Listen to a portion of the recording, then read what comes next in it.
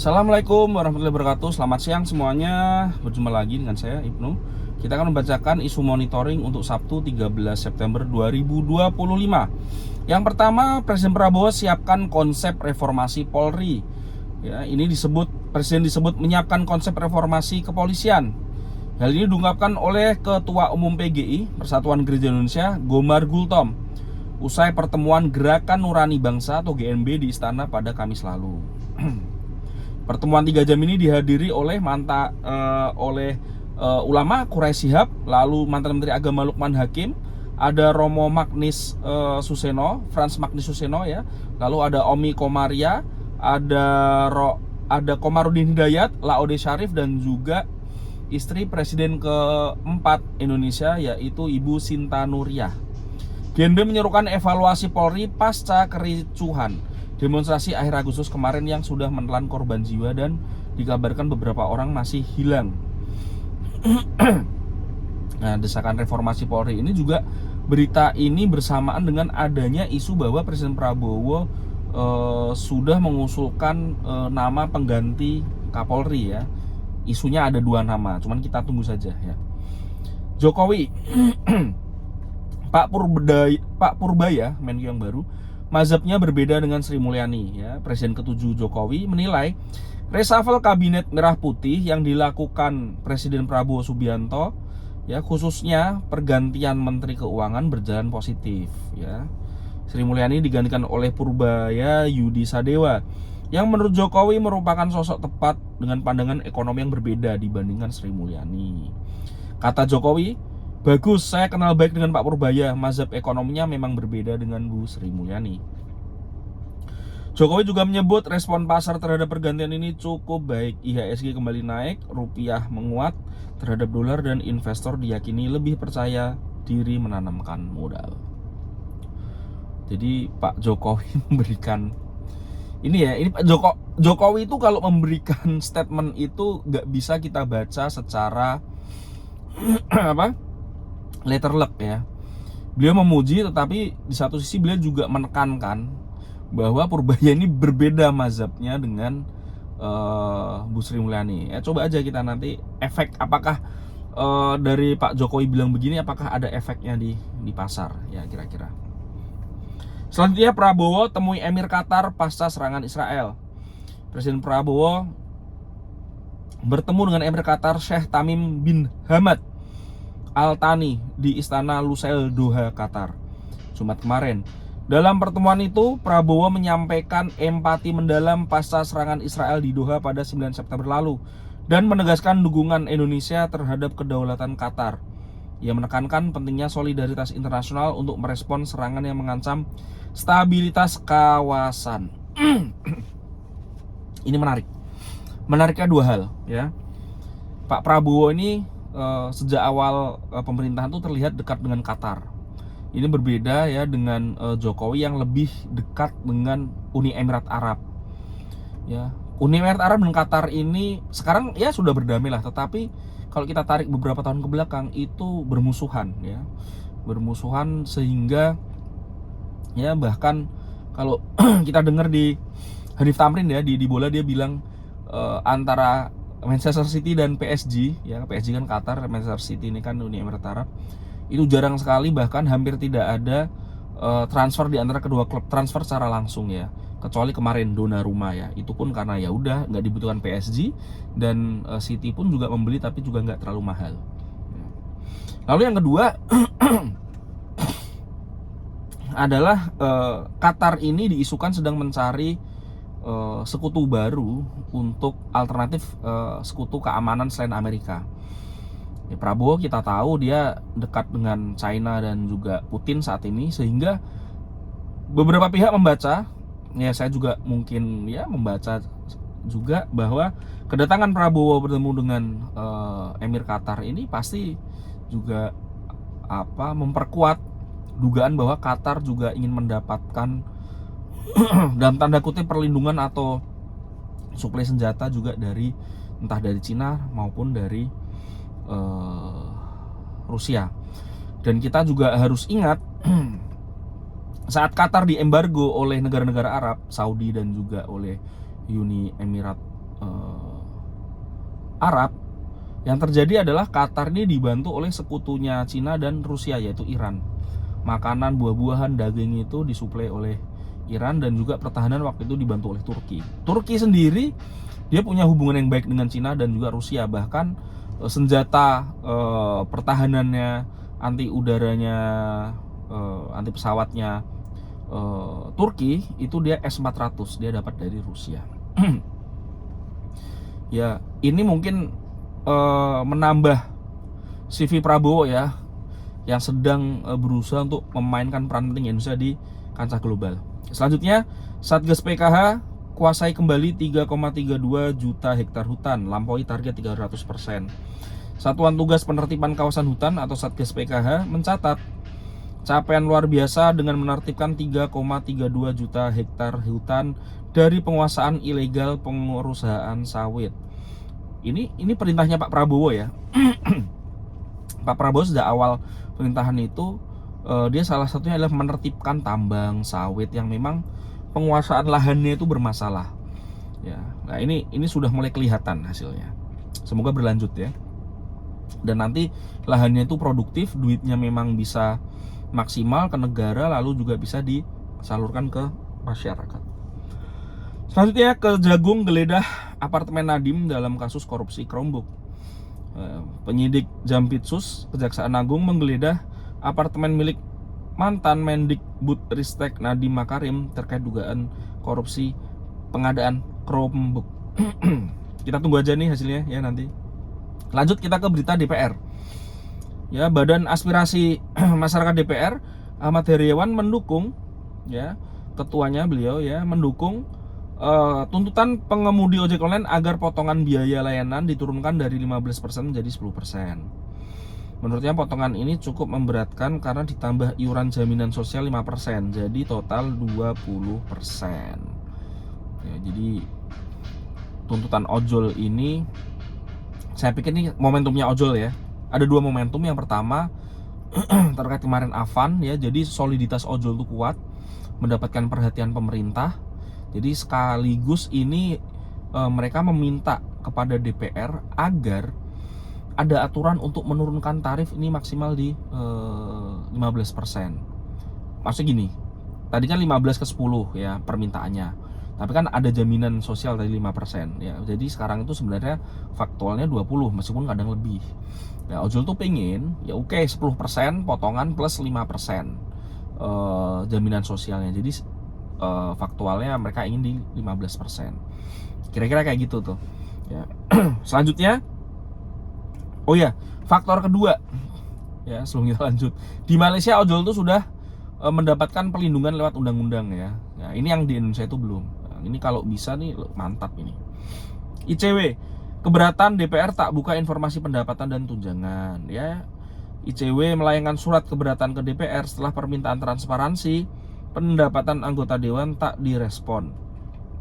Peneliti ICW Seira Tamara menyebut surat pertama dikirim 21 Agustus meminta rincian gaji, tunjangan serta laporan penggunaan dana reses dan kunjungan dapil. Lagi rame ya, DPR ditekan terus menerus.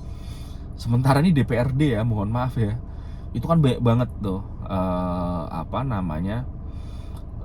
tunjangannya pun juga nggak beda jauh gitu dari DPR ya. Terutama tunjangan rumah tuh gede-gede juga. Ini DPRD sementara belum banyak disorot. Jadi yang disorot ini DPR terus menerus ya, mendapat tekanan publik. Tapi kemarin kalau kita lihat berita juga sudah ada himbauan dari Menteri Dalam Negeri Tito Karnavian agar kepala-kepala daerah meninjau ulang ya terkait tunjangan-tunjangan DPRD. Kita lihat aja nanti apakah kabar kurang di DPR atau tidak. Oke. Komisi 4 DPR RI panggil KKP terkait dampak tanggul beton Cilincing yang panjangnya 3 km. Wakil Ketua Komisi 4 Alex Indra Lukman menyebut pembangunan tersebut kabarnya memiliki izin lengkap, namun perlu dikaji bila terbukti mengganggu aktivitas melaut. Informasi awal yang diterima menyebut tanggul sepanjang 2-3 km itu merupakan bagian dari pengembangan Pelabuhan Marunda dan rencananya akan dijadikan pelabuhan oleh perusahaan PMDN. PMDN itu artinya penanaman modal dalam negeri ya. Kita lanjut ke DPD RI ya. Senator Bengkulu kritik pemangkasan TKD.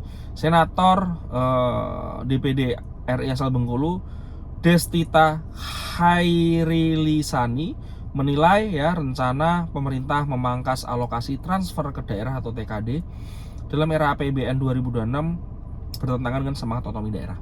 Jadi di TKD itu paling enggak itu ada dua, yaitu DAU dana alokasi umum dan DAK dana alokasi khusus. Ya keduanya itu dikurangi ya. Total kalau nggak salah sekitar 29 sekian persen. Ini yang menyebabkan beberapa daerah itu terguncang dan menaikkan PBB yang luar biasa. Menurut saya kenaikan PBB-nya itu hampir di seluruh daerah ya, menurut saya.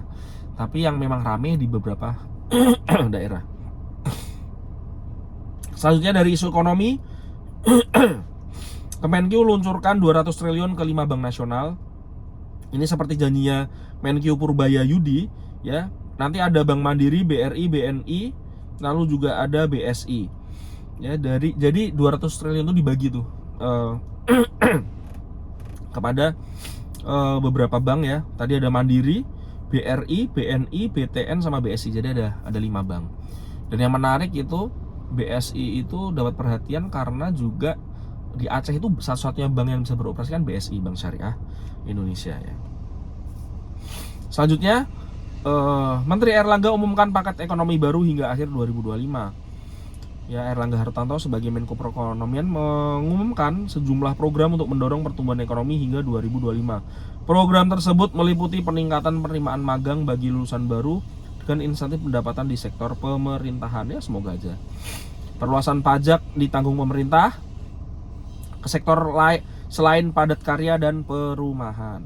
Lalu juga ada perpanjangan bantuan pangan selama 3 bulan ke depan. Selanjutnya, di PPh 21 karyawan Horeca ditanggung pemerintah hingga akhir 2025. Karyawan Horeca ini hotel, restoran, kafe mendapatkan insentif pajak berupa pajak penghasilan PPh 21 ditanggung pemerintah hingga akhir 2025. Ini juga salah satu program dari Menko Perekonomian ya. Di isu sosial, pemerintah pastikan tanggul beton Cilincing legal. Ya, ini disampaikan ya oleh KKP ya, Direktur Pengendalian Pemanfaatan Ruang Laut KKP Fajar Kurniawan. Verifikasi PSDKP menunjukkan tanggul berada dalam area persetujuan kesesuaian kegiatan pemanfaatan ruang laut yang sah. Ini nanti akan dikelola oleh PT Karya Citra Nusantara untuk 70 tahun ke depan. Wih. Selanjutnya, prajurit TNI AD jadi tersangka kasus pembunuhan Kepala Cabang Bank BRI. Prajurit TNI AD Kopda Kopral 2 FH ditetapkan sebagai tersangka kasus pembunuhan Muhammad Ilham Pradipta, 37 tahun ya, Kepala Cabang Bank BRI di Jakarta.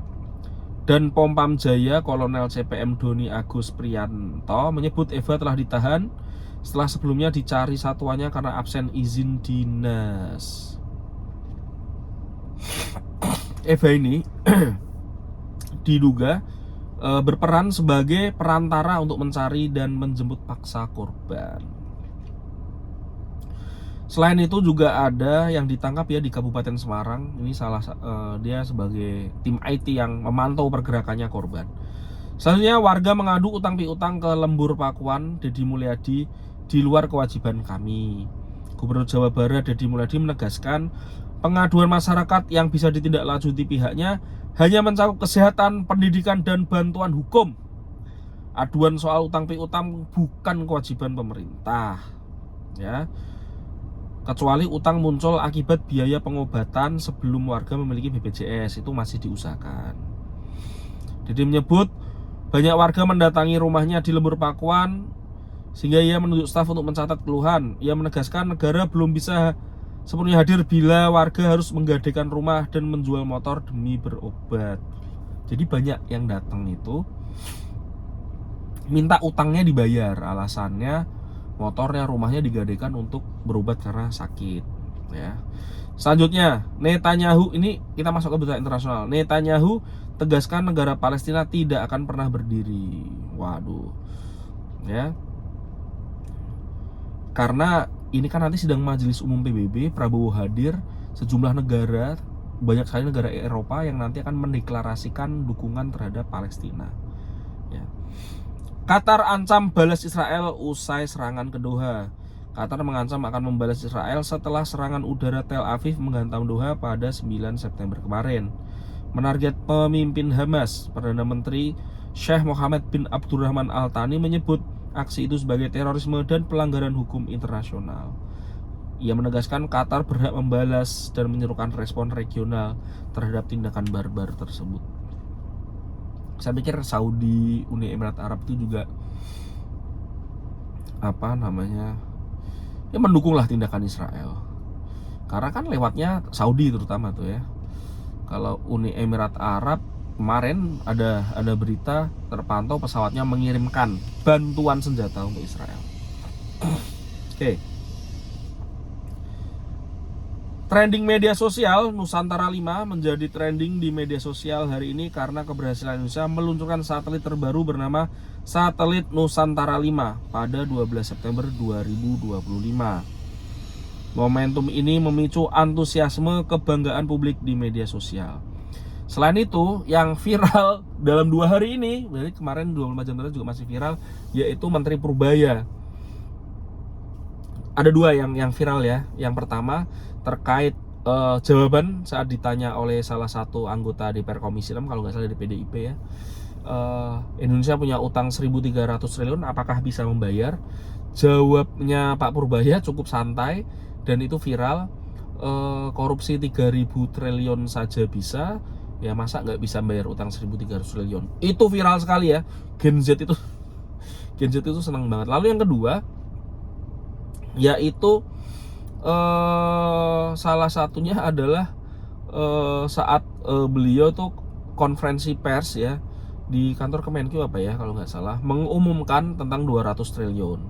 Nah itu juga sudah viral tuh ya, ada obrolan dengan stafnya ya saat dia di depan wartawan. Dia ini langsung hari ini akan disalurkan 200 triliun ke bank-bank, ke sistem perbankan. Dan langsung stafnya, dia bilang ke stafnya hari ini kan, stafnya bilang insya Allah. Terus Pak Prabowo bilang kok insya Allah ya harus hari ini, kira-kira ya gitu, maksudnya ya memang hari ini ya. Jadi itu juga cukup viral tuh, kok insya Allah gitu ya, bukan dalam artian negatif enggak, tetapi beliau ingin jawaban yang pasti gitu dari stafnya, dan itu juga disambut dengan secara positif ya oleh netizen. Wah keren nih Pak Purbaya, pengen kepastian kayak gitu, jangan pakai jawaban insya Allah, kira-kira kayak gitu kan. Kalau di Indonesia itu kan seolah-olah kalau pakai insya Allah itu kan nggak pasti ya, padahal itu harusnya pasti ya. Itu isu monitoring 13 September ya. Kita akan berjumpa lagi untuk isu monitoring berikutnya. Terima kasih. Assalamualaikum warahmatullahi wabarakatuh.